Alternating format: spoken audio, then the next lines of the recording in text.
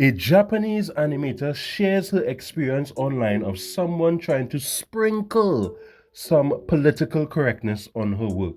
I am shocked. Shocked! Well, not that shocked. Someone at Crunchyroll said in an interview that they love the fact that anime is on Netflix. What? Bro, what are you talking about, man? So before we get into the major news, I want to start doing something called mini news. If you have a better name for that, please let me know in the comments. We will be sharing some just minor announcements. Well, it could be major for you, but some small news announcement that was mentioned in the last couple of days. So let's get right into it. Starting off with this interesting piece of news that Ninja Kamui Season 2 is in the works. It was announced very strangely on a Business Wire article, because the main focus of that article, they were talking about making a Ninja Kamui game. Why? And they just decide to mention this little bit of information in the article. It says, Ninja Kamui anime series has become the most viewed anime ever in the history of both Adult Swim and Max, said Joseph Chow, CEO of Solar Entertainment. We hope this game will continue to entertain the fans around the world while we work on Season 2 of the anime. Be the ninja! Next, Tokyo Revengers anime sequel has been announced. We also have some news about Fairy Tail. Fairy Tail manga will return with a new one-shot chapter on July the 3rd. I Was Reincarnated as the Seventh Prince Season 2 has been announced. A new trailer for the new My Hero Academia movie, Your Next, a new trailer is online. Monogatari series Off and Monster season will be coming to Crunchyroll on July 6th. Demon Slayer Hashira Arc Episode 7 will be 40 minutes long, and Episode 8 will be 60 minutes long. I forgot to mention some more Fairy Tail news, that a Fairy Tail video game, an RPG game, will be coming to PS5, PS4, PC, as well as Switch. Universal Studios Japan and Chainsaw Man collaboration has been announced, and since everything is getting a video game these days, Kaiju number 8 will be getting a video game. So I give you, the audience, the lovely assignment of giving this section of the video that we will be doing from time to time, the assignment of giving it an official name. Let us know what you think this should be called in the comments.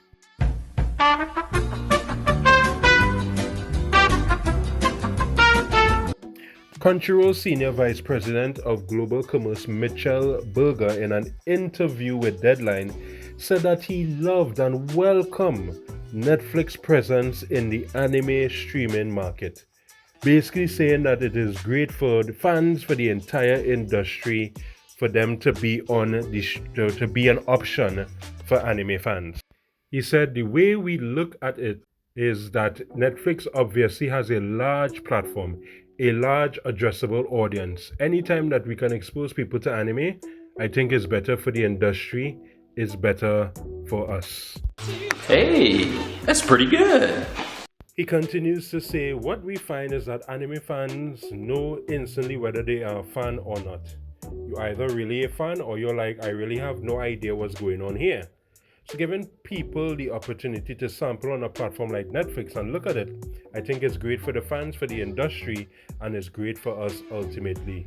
And some interesting developments happened recently where Sony, who is in charge of Crunchyroll now, for some time now, has recently acquired Alamo Drafthouse, which is the 7th largest theater chain in the US. And I'm sure Sony is going to take full advantage of it to use it to show anime movies, because we know that some movies aren't making as much money as they used to be for whatever reason, but you have never heard of an anime failing at the movie theaters. We had big hits like The Boy and the Heron recently, Demon Slayer. We also had a lot of anime movies being successful in America. So we know that they will take advantage of this new theater chain to find new ways to make more and more money.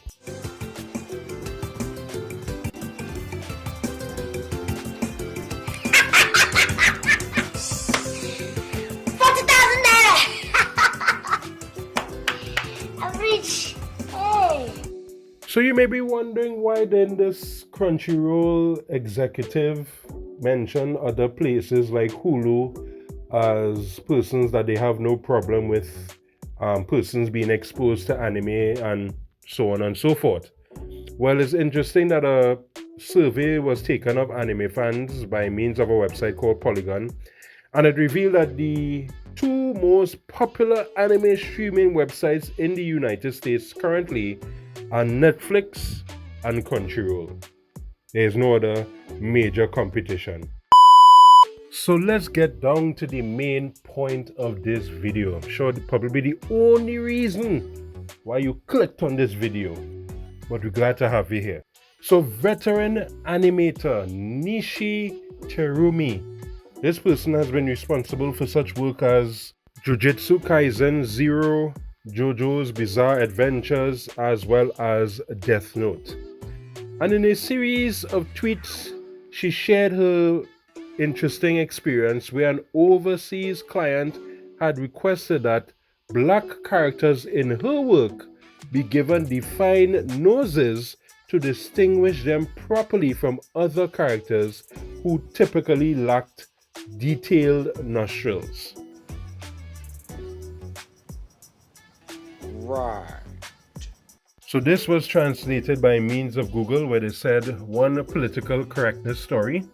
We were troubled by an order from an overseas client who said only black people should have bridges on their noses and the characters should be clearly drawn. The other characters don't even have nostrils, and the reality level of the black characters has changed, making the balance strange. That's kind of weird, isn't it? As a result, it is said that it would be safer to have hair color like yellow, green, or purple and not be able to tell the race. So basically, because of this, overseas client could not get their way when it comes to noses, they basically started to talk about changing the color of the certain characters' hair so they couldn't tell which character's race from another. Interesting. You see, she mentions that the Japanese animator, she mentions a Japanese approach of indicating race through a simple brown skin tone doesn't align with overseas expectation of realism, basically emphasizing the point that Japanese animation doesn't prioritize racial representation. So she said in this tweet, for that reason, I don't find it appealing, to incorporate political correctness into productions aimed at overseas markets. And local anime otakus don't want that either. If you do that, the fun of anime will disappear and you will lose in a hurry. That's why I want to make it based on Japanese rules. You smart. You very smart.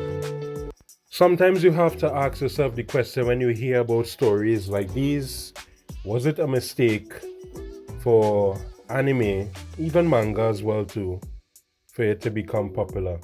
Because as we see from this situation here, we have new fans, new people coming in, and instead of just seeing something and saying, I'm not going to watch it, they want to force animators or force mangakas to change their stories or to do certain things to their stories because it offends them. If something offends me, I just don't watch it, I don't read it. The end. But I would love to hear your viewpoints on this particular subject. Do you think that Nishi, the Japanese animator, did the right thing by standing her ground, or do you think that these animators, and by extension mangakas, should, cater for the overseas audience because anime is getting more popular? So probably they should bend the knee to these individuals. I know what your answer will be, but I just would love to hear your viewpoints on this subject. But there's some more interesting news that happened a couple of weeks ago, or some months ago, or some years ago, depending when you watch this video, that a Boruto fan started some drama with some Bleach fans. And in order for you to see that video that is on the screen, don't forget, in order to access that, you have to click on you guessed it, the subscribe button. So I'll see you there, and that's it. Go on.